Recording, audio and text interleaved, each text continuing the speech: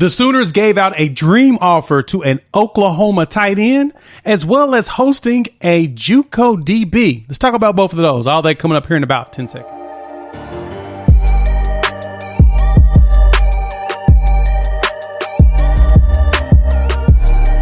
What is good, everybody? It's your boy Jay here with Unfair Sports, where we take a pensive approach to the sports conversation. Thanks for pulling up to the YouTube channel. In this video, we're going to talk about two players. We're going to talk about tight end Cooper Alexander, who just got an offer from Oklahoma that he considers a dream come true, as well as a JUCO defensive back that it seems like everybody's after. And the Sooners will be hosting him on Thursday. So let's dive right into this tight end pickup and why it's very significant that the Sooners made this offer and how soon we can expect a commitment. Let's go right into that right now. Okay, we'll get into the measurables of Cooper in just a minute. But first, I want to tell you the significance of this offer and why he considers a dream come true. Because Cooper's daddy played at Oklahoma. Steven Alexander played in the late 90s. He was drafted in the NFL in 1998 out of Oklahoma. So he played in the mid 90s, kind of when Oklahoma was going through all the Oklahoma stuff. Y'all remember them days. But you can see here in the footage, y'all should remember Steven. The man could catch, he could run. He was a pretty special athlete for the Sooners. And his son is now coming into that age. He's part of the class of 2024. Gosh, I am old. I just realized that. And so since his son is now part of that class, we're going to see we're going to see him actually take the opportunity to come to Oklahoma as well. And so the Sooners gave him an offer. Joe John Finley gave him an offer yesterday. He showed his excitement and he did an interview like right afterwards talking about how his dream come true and his excitement behind it because, you know, his dad played at Oklahoma at tight end. Now he can follow in his footsteps. So let's go look at the measurables for Cooper Alexander and really dive into why I like this offer to go along with the other tight end prospects that we're going after. So y'all see the measurables here. 6'4", about 215, 220, 3-star out of Washington, Oklahoma. Yeah, so right now On 3 as well as 24/7 are the only ones that have him really as rankings. He's rated in the top 800 in the country, but he is top 10 in the state of Oklahoma. And so his recruiting may not have taken off yet, but I honestly anticipate that there's going to be a lot of players out there going after him. Right now, he's got like 12 offers, which includes the schools like Colorado, Stanford, Iowa State, Pitt, and Washington State. Those are the notable ones that I saw on the Sooner Wire USA Today. And so going through who all has offered him, man, that's not a bad thing. He's also a track athlete. Remember when I was talking about track stars that the Sooners seem to be going after with just about every position? He is on that list of them. He ran the 200. Looks like he ran about a 23. 7.6, it I believe was his number, which, I mean, it's not bad, you know. Can't beat that, right? You like to have fast players, and especially when it comes to tight end. In the way the Sooners have always used tight ends, we're going to make him go vertical, and he's going to leverage that. So he ran a 23.94 in his 200 in track in April of 2023.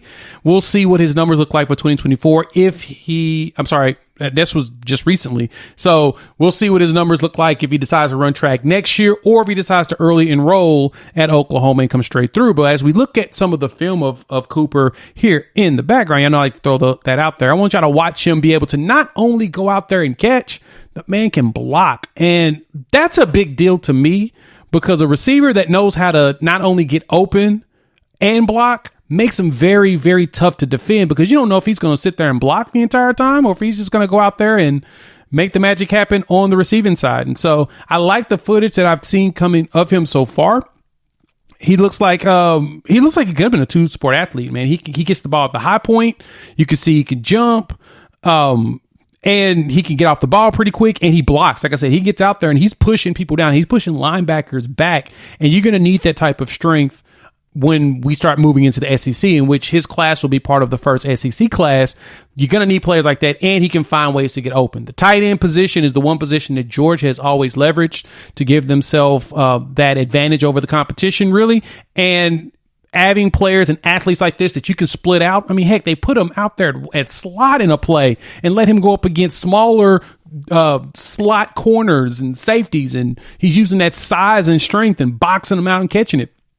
You can't beat that, right? And so, like I mentioned, his recruiting may not have taken off just yet, but that doesn't mean that he's not going to be pursued. This is something that could just, get bigger as he goes through and progresses this coming season. And so I like the pickup. I think it's a nice one for us Sooners to pick up another nice size tight end. I think he'll be added to us picking up Devon Mitchell, which I do expect to happen. School just now ended or should end this week. So I'm anticipating him being reclassified by the end of the summer. And if he's reclassified by the end of the summer, that means that he will be part of the 2024 class. And I am very confident in Devon Mitchell piece, especially because of the relationship with Michael Hawkins and his father, Mike Hawkins Sr., and all of that. So super excited about having a player like Cooper and his caliber, bringing back some of those Sooner legend players. I mean, he can add him with Rocky Thomas's boy that's coming, that was here. I'm stoked to see us bring in some of those legacies and see if they got opportunity to go, be as great as their parents. Why not, right? Right. So that's Cooper. Let's dive into this DB that's going to be showing up here on tomorrow, which is Thursday. You probably are seeing this Thursday morning if you're not watching this Wednesday night. Let's go check him out and do me a favor. Hop in the comments. Let your boy know what's your thoughts on Cooper Alexander. What do you like about him? What jumps out to you when you saw the footage? I would love to hear from you all like we always do. So let's jump into this junior college defensive back. So we've got Demetrius Freeney. Well, so Demetrius is out of San Leandro, California, and he is a part of the class of 2022. And so out of high school, he went to JUCO because he really didn't get very many offers. And well, when he got to JUCO over there at College of San Mateo, looks like he was cooking. I was trying to find some footage, couldn't really find anything. Saw some pictures from him and his visit to Colorado.